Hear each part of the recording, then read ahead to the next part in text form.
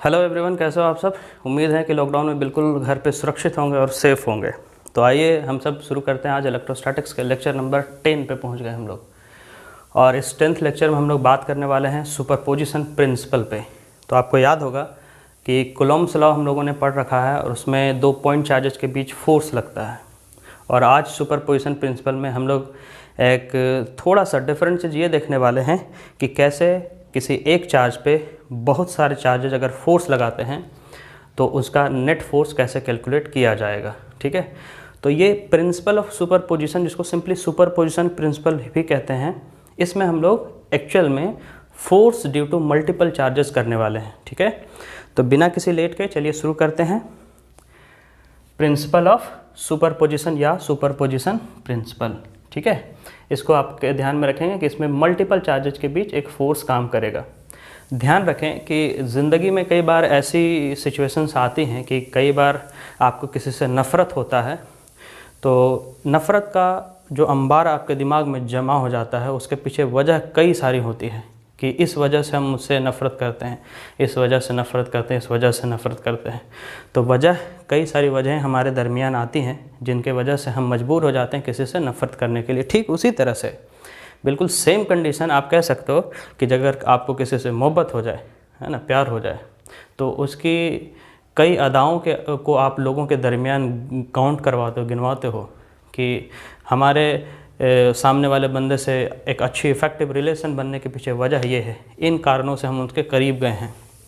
तो अगर नफ़रत हो या मोहब्बत हो किसी से अगर हो जाए तो इसका अंदाज़ा लगाना कि किस वजह से आप इससे इतना ज़्यादा नफ़रत करते हैं, तो आप उनकी कई कमियों को गिनाते हैं। ठीक उसी तरह से किसी से मोहब्बत हो जाए तो मोहब्बत क्यों हुई उससे, उसकी कई गुण को, कई ख़ासियत को आप लोगों के सामने काउंट करवाते हो। ठीक उसी तरह से अगर किसी एक टेस्ट चार्ज पे हम मान लेते हैं कि एक पर्टिकुलर चार्ज जिस पे ढेर सारे चार्ज फोर्स लगा रहा है, ठीक है, तो उस इकलौते चार्ज पे टोटल कितना फोर्स काम करता है, उसके लिए हम लोगों को फिर से ये काउंट करना होगा कि एक एक चार्ज, हर एक इंडिविजुअल चार्ज उस पर अपना खुद का कितना फोर्स लगा रहा है, और उन सब के वेक्टर समेशन से एक पर्टिकुलर चार्ज पे लगने वाला नेट फोर्स अपने को मिलेगा। ठीक है, तो आज हम लोग शुरू करते हैं प्रिंसिपल ऑफ सुपरपोजिशन में, जिसमें हम लोग ये बात जानेंगे कि एक्चुअल में प्रिंसिपल ऑफ सुपरपोजिशन ये बताता है कि द नेट फोर्स या total force acting on a given charge is equal to the vector summation of all individual forces acting on it। कि हर एक चार्ज, किसी एक चार्ज पे बहुत सारे नंबर ऑफ चार्जेस कह सकते हो, एक चार्ज पे अपने अपने अंदाज में सब फोर्स लगा रहा है, तो इस इकलौते चार्ज पे कितना फोर्स टोटल लगा, इसको हम लोग आज कैलकुलेट करेंगे इस टॉपिक पे। ठीक है, तो चलें समझते हैं इस चीज़ को। प्रिंसिपल ऑफ सुपरपोजिशन या सुपरपोजिशन प्रिंसिपल कहता क्या है। समझिए कि हमारे पास मान लेते हैं एक चार्ज है, लेट अस सपोज ये टेस्ट चार्ज Q है, Q नोड मान सकते हो, कुछ भी मान सकते हो, कैपिटल Q स्मॉल q, हमने मान लिया Q। लेकिन इस चार्ज पे बहुत सारे नंबर ऑफ चार्जेस की वजह से फोर्स लग रहा है। लेट अस सपोज कि ये भी इस पे फोर्स लगा रहा है, ये भी इस पे फोर्स लगा रहा है, ये भी इस पे फोर्स लगा रहा है, इस तरह से बहुत सारे चार्जेस हैं। लेट अस सपोज कि ये चार्ज को हमने मान लिया Q1, इसको Q2, इसको Q3, इस तरह से n नंबर ऑफ चार्ज अगर हम मानते हैं तो इसका नाम दे देते हैं Qn।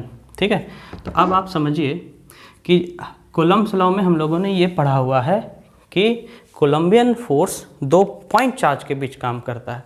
इसका मतलब कि जब फोर्स इन दोनों चार्ज के बीच लग रहा होगा उस समय इन सब के होने या ना होने से कोई फ़र्क नहीं पड़ता, क्योंकि ये 2 बॉडी इंटरेक्शन है ना।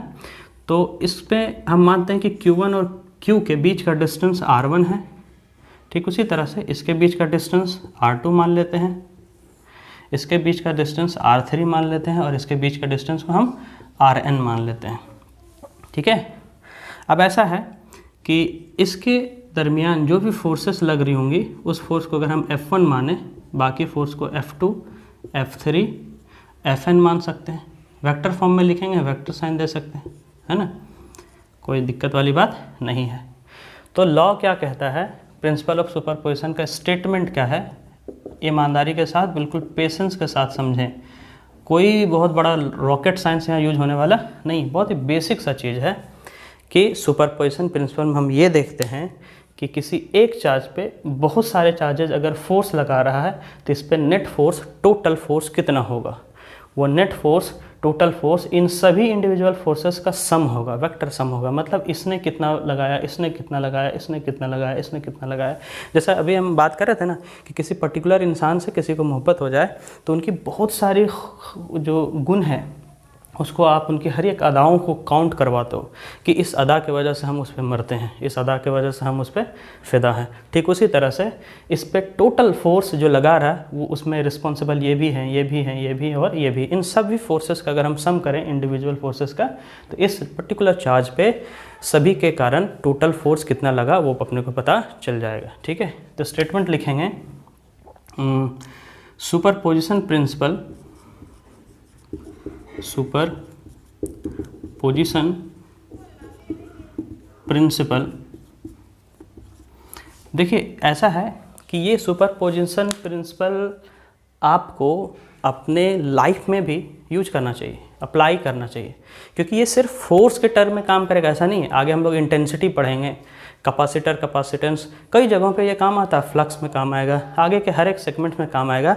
और ऐसा है कि ये आपके ज़िंदगी में आपको इसको अप्लाई करना चाहिए। कई बार एक छोटा सा मैसेज आप इसको दिमाग में आ गया तो समझें कि इंसान के लाइफ में 3 तरह के सिचुएशंस आते हैं। पहली सिचुएशन ऐसा होता है कि जिसमें आपके सामने जो प्रॉब्लम्स आते हैं उसको आप खुद फेस कर सकते हो, अकेले उसको सॉल्व कर सकते हो। दूसरी सिचुएशन ऐसे आती हैं जिसमें आप थोड़ा असमंजस में पड़ जाते हो कि भाई इसको कैसे डील किया जाए। तो उसके लिए आप अपने दोस्तों का, अपने परिवार का, अपने गार्जियंस का सजेशंस लेते हो, है ना, और उसको डील करते हो आपकी इसको ऐसे करने से ज़्यादा बेनिफिट्स होगा, ये आसानी से हल हो जाएंगे।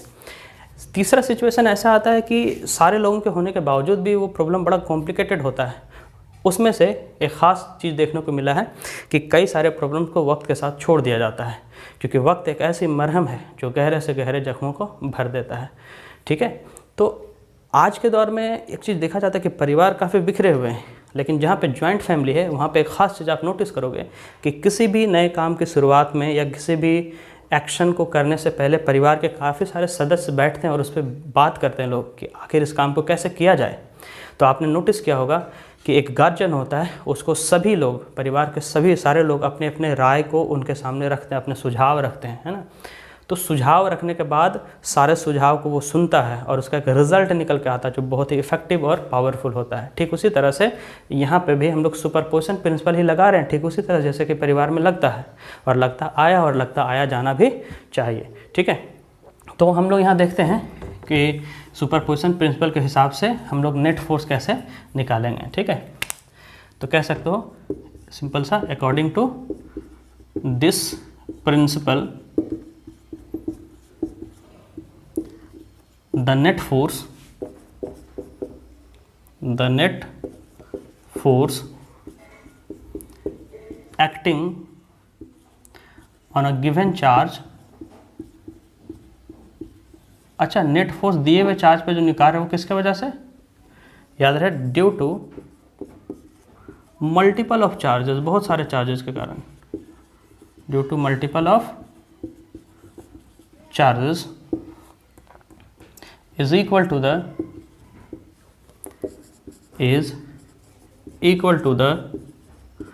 vector summation of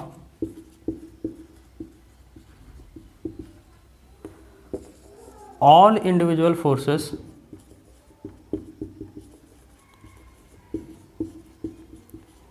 acting on it। समझें इसको, आप अपने अंदाज में इस लैंग्वेज को लिख सकते हो। अगर आप समझ गए हो तो अपने हिसाब से लिखोगे। क्या कह रहा है कि इस प्रिंसिपल के हिसाब से हम देखते हैं कि जो net force acting on a given charge, इस चार्ज पे जो नेट फोर्स काम करेगा दिए हुए चार्ज पे, किसके वजह से, due to multiple of charges, बहुत सारे चार्जों के कारण, वो किसके बराबर होगा, is equal to the vector summation of all individual forces acting on it. ये सारे इंडिविजुअल चार्जेस जो हैं इस पे जो फोर्स लगाएंगे उन सभी के वेक्टर सम के बराबर होगा, is equal to the vector summation of all individual forces acting on it. सभी चार्ज के कारण, उस पर फोर्स के कारण फोर्स का सम होगा। चलिए देखते हैं, जैसे मान लेते हैं, कहने का मतलब हो गया दैट इज़ नेट फोर्स को हम मानते हैं एफ नेट, ये बराबर होगा, इस चार्ज ने इस पर कितना फोर्स लगाया। तो आप बोलोगे सर F1 आपने माना है, F1 लगाया, दूसरे ने F2 लगाया, तीसरे ने F3 लगाया, चौथे ने F4, पाँचवें ने F5, इस तरह से number of charges Fn, n charge ने Fn फोर्स लगा दिया। ठीक है, अब आप सोचो कि सर आप यहाँ से कह सकते हो कि ये दोनों चार्ज आपको मालूम है, दोनों के बीच डिस्टेंस पता है, तो F निकल जाएगा, है ना। तो F क्या आने वाला है, नेट फोर्स, वो डिपेंड कर गया इन सभी पे। F1 बताइए क्या होगा, तो आप बोलोगे F1 होता है K Q1 Q2, K एक तो Q1 है, दूसरा Q है, Q1 Q बाई R1 का स्क्वायर। इसी तरह से आप लिखोगे K Q2 Q, है ना। इस फोर्स को लिखोगे तो Q2 Q, दोनों के बीच का डिस्टेंस हो गया R2 का स्क्वायर।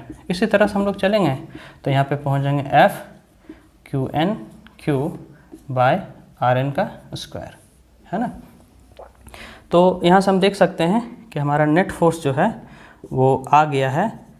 शॉर्ट में अगर हम लिखें तो देखो कॉमन क्या चीज़ है, K और Q कॉमन है, लेकिन ये Q1 R1 Q2 R2 Q3 R3 इस तरह से चेंज हो रहा है। तो इन सबको अगर हम वेक्टर सम में लिखें तो आप लिख सकते हैं K Q Q R। समझिए चेंज क्या हो रहा है, ये Q तो कॉमन है, ये 1 1 2 2 3 3 4 4 NN चेंज हो रहा है। तो यहाँ मान लेते हैं I, यहाँ पे भी मान लेते हैं I, यहाँ स्क्वायर का फॉर्मेट है, नीचे स्क्वायर मान लिए, और वो 1 से लेकर के n तक चाह रहा, तो सबका सम यही कर देते हैं। I का वैल्यू मान लेते हैं 1 से लेकर के n तक। ये नेट फोर्स निकल गया, है ना। क्या निकल गया, नेट फोर्स। नेट फोर्स हो गया K QI Q by RI का होल स्क्वायर, जहाँ पे I का वैल्यू 1 से लेकर के n तक है और सभी का सम है। ये समेशन मतलब सबका सम कहाँ तक सम जाएगा, 1 से लेकर के n तक, मतलब K Q1 Q by R1 square, Q2 Q by R2 square, इस तरह से n तक जाएगा। ठीक है, तो ये था आपका सुपरपोजिशन प्रिंसिपल। आप इसको वीडियो को पॉज करें और आसानी से नोट कर लें। अब हम लोग बात करने वाले हैं एक्सप्रेशन पे, force due to multiple charges के एक्सप्रेशन पे, जो कि पोजीशन वेक्टर के टर्म में हम लोगों ने पढ़ रखा था। ठीक है, तो उस पर आगे बढ़ते हैं तेज़ी से। चलो डस्टर उठा लो, चलिए वीडियो को पॉज कीजिए, नोट कर लीजिए। कर लिया आप लोगों ने, वेरी गुड। 2 मिनट का वक्त देते हैं, नोट कर ले।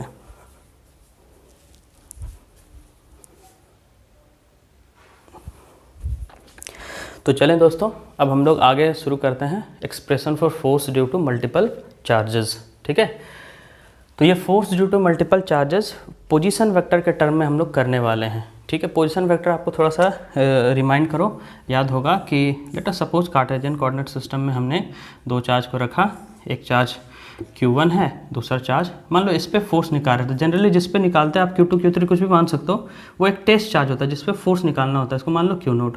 अब ये Q1 इस पे क्या फोर्स लगा रहा है, इसको निकालना है, तो Q0 का हमने पोजीशन वेक्टर मान लिया R0 और Q1 का मान लिया R1। ठीक है, तो ये जो दोनों चार्ज के बीच का डिस्टेंस होगा, मान लो ये AB हम कैसे निकालेंगे कि AB का डिस्टेंस क्या होगा, तो आप कह सकते हो sir OA plus AB is equal to, देखो फोर्स का डायरेक्शन ये है ना, तो OA plus AB is equal to OB। और हम लोग को पता होगा यार, पहले हम इस पर बात कर चुके हैं, OA plus AB is equal to OB, है ना। तो हम देखो OA कितना है सर, R1 है, AB अपने को फाइंड आउट करना है, और OB कितना है, R0 है। तो हमारा AB जो है वो निकल गया R0 माइनस R1। क्या निकल गया, R0 minus R1।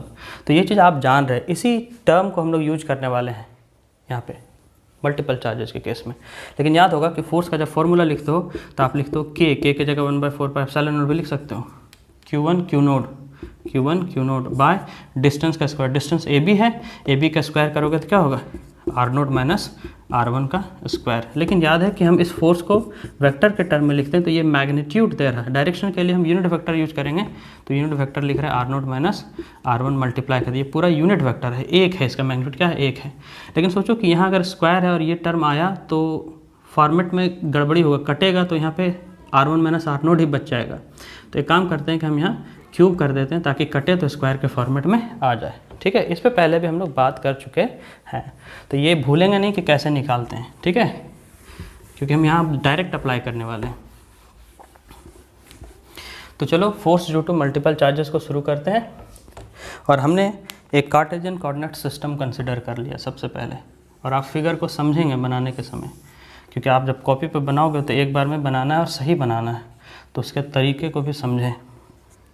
Let us suppose कि हमारे पास ये कार्टेशियन कोऑर्डिनेट सिस्टम या 3 डायमेंशनल सिस्टम या XYZ सिस्टम XYZ है, और यहाँ पे बहुत सारे चार्जेस हैं। लेट अस सपोज कि यहाँ एक चार्ज है Q1 है ना, यहाँ पे एक चार्ज है Q2 है।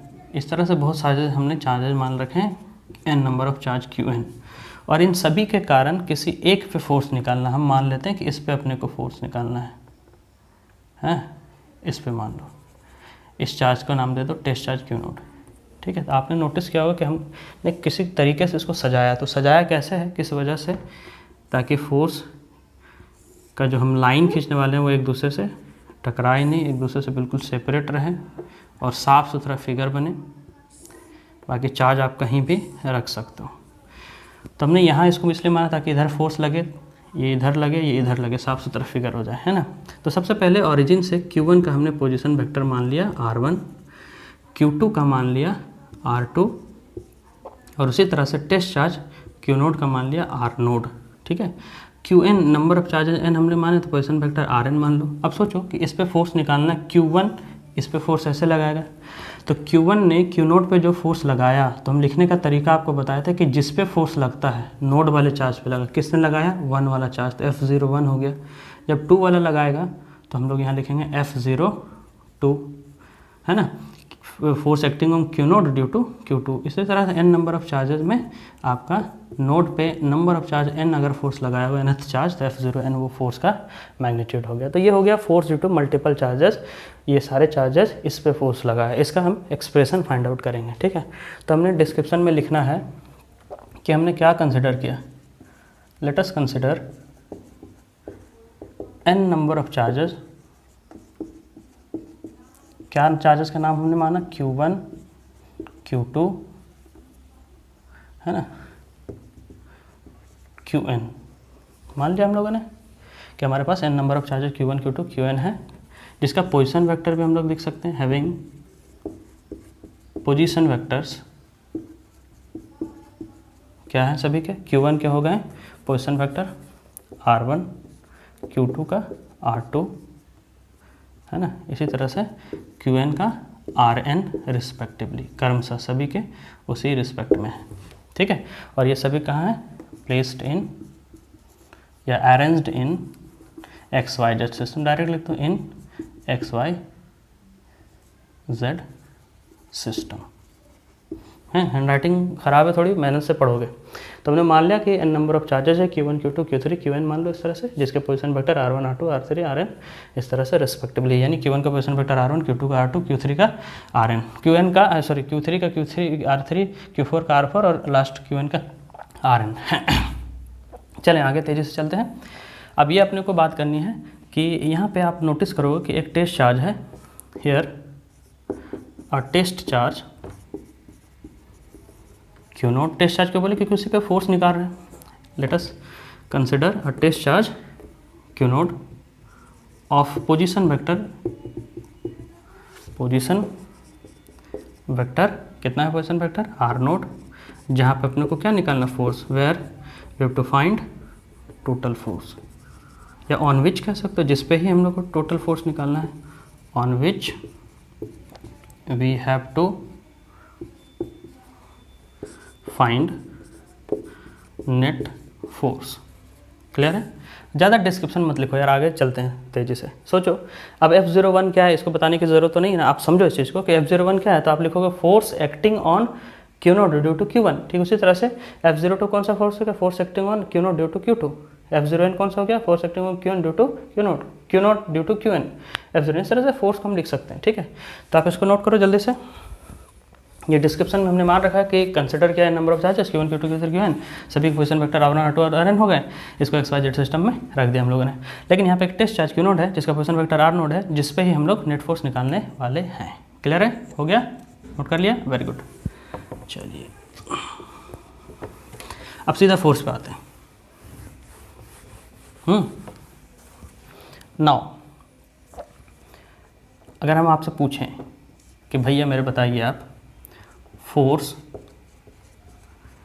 एक्टिंग ऑन Q0 पे निकालना है, लेकिन किसके वजह से, तो सर पहले Q1 को लिखिए, ड्यू टू Q1।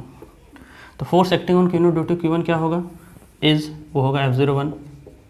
इसको कैसे लिखोगे सर, के की जगह क्या लिख सकते हो, 1/4 एप्सिलॉन नॉट Q1 Q2 या Q0 Q1, इन दोनों के बीच डिस्टेंस कितना होगा। अब मत बोलना कि कैसे निकालेंगे, अब सोचो यहाँ पे ये R1, इसको मान लो R मान लो थोड़ी देर के लिए, और ये R0, तो R1 + R = R0 है ना, क्या हो जाएगा R1, इसको थोड़ी देर के लिए मान लेते हैं, इमेजिन कर लो R, फोर्स का डायरेक्शन ये है, = R0, और यार वही पहले, तो R = क्या हो गया R0 - R1, R = R0 - R1, ठीक है। तो यहाँ पे इन दोनों के बीच का डिस्टेंस हमारा हो गया R0 - R1, इसका होल क्यूब कर देंगे और यहाँ पे मल्टीप्लाई कर देंगे R0 - R1 से। ये याद रखना कि ये पूरा यूनिट वेक्टर है, कटेगा यहाँ R² आ जाएगा, है ना, मतलब समथिंग का स्क्वायर, फोर्स में स्क्वायर होता है। सिमिलरली इसी तरह से अगर हम चलें, बताइए force acting on Q0 due to Q2, भाई क्या है सर, F02 लिखेंगे, यहाँ हो जाएगा 1/4 एप्सिलॉन नॉट, यहाँ हो जाएगा Q0 Q2, किसके किसके बीच है, अब इन दोनों के बीच है, बाय यहाँ हो जाएगा R0 - R2 का whole cube into R0 - R2, है ना। सिमिलरली इसी तरह से चलते जाएंगे तो F0n तक पहुँच जाएंगे। F0n क्या हो जाएगा, आप बोलोगे सर क्या एक ही चीज़ को लिख रहे हो, 1/4 epsilon naught Q0 Qn by R0 - Rn का whole cube into R0 - Rn, clear है। तो देखो हमने सब फोर्स को निकाल लिया। अब net force acting on A given charge, दिए हुए चार्ज पे नेट फोर्स निकालने के लिए अपने को सुपरपोजिशन प्रिंसिपल लगाना होगा, और सुपरपोजिशन प्रिंसिपल कहता है कि नेट फोर्स इन सभी इंडिविजुअल फोर्सेस के वेक्टर सम के बराबर होगा। चलो नोट करो, इसको नोट कर लिया। अब देखो वेक्टर समेशन जब हम लोग करेंगे, है ना, नेट फोर्स निकालने के लिए कि इस Q0 पे टोटल फोर्स कितना लगा, तो सबको जोड़ेंगे, तो सब में कॉमन क्या है, 1/4 एप्सिलॉन नॉट सब में है, Q0 भी सब में है, चेंज क्या हो रहा, ये चेंज हो रहा, ये चेंज हो रहा, ये चेंज हो रहा, ये चेंज हो रहा, 2 2 1 1 Q 3 3 4 4 Qn ये सब चेंज हो रहे हैं ना। तो इसको हम लोग सजा करके ऐड करने वाले हैं, तो इसको आप लोगों ने नोट कर लिया, वेरी गुड, चलें, ठीक है, कोई दिक्कत नहीं, इसको आप याद रखोगे, भूलना नहीं, ठीक है।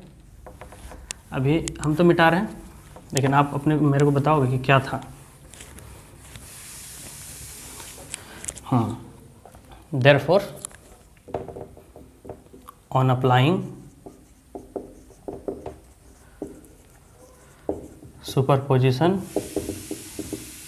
principle, the net force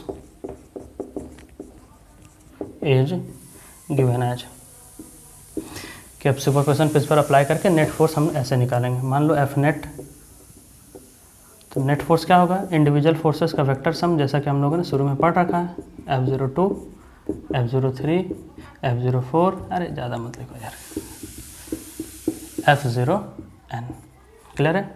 अब बताओ F01 कितना है, आपने बताया 1/4 epsilon not, sir Q0 Q1 bye R0 - R1 का whole cube into R0 - R1, यही था ना दोस्त, देखो आप अपने कॉपी, हम तो मिटा दिए। F02 क्या है सर, है 1/4 epsilon naught Q0 Q2 bye R0 - R2 का whole cube into R0 - R2, समझोगे।